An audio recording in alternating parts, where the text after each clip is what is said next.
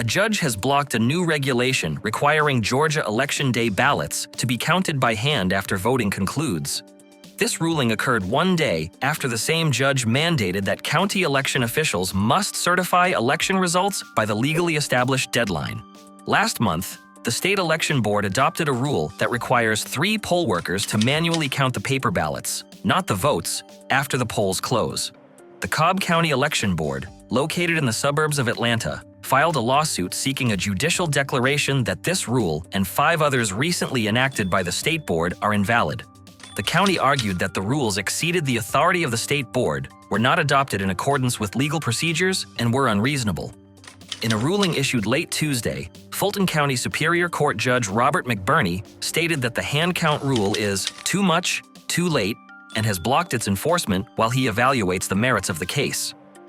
On Monday, McBurney ruled in a separate case that no election superintendent or board member may refuse to certify or abstain from certifying election results under any circumstances.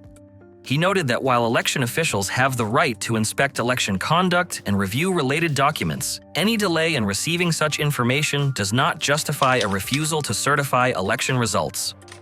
According to Georgia law, county election superintendents, typically multi-member boards, are required to certify election results by 5 p.m. on the Monday following an election or the following Tuesday if Monday is a holiday, as is the case this year. These 2 rulings coincided with the start of early in-person voting in Georgia on Tuesday.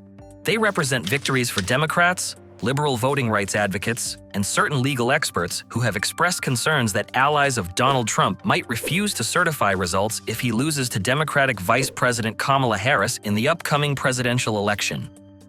In blocking the hand count rule, Judge McBurney highlighted the absence of guidelines or training resources for its implementation.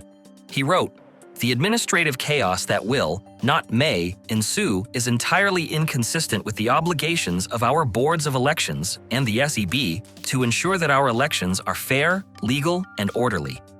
The suit backed by Adams, which the Trump-aligned America First Policy Institute supported, claimed that county election board members have the discretion to reject certification. In court earlier this month, her attorneys argued that county election officials could certify results without including certain ballots if they suspect issues. Judge McBurney wrote that Georgia law does not grant county election officials the authority to determine whether fraud has occurred or to decide on appropriate actions.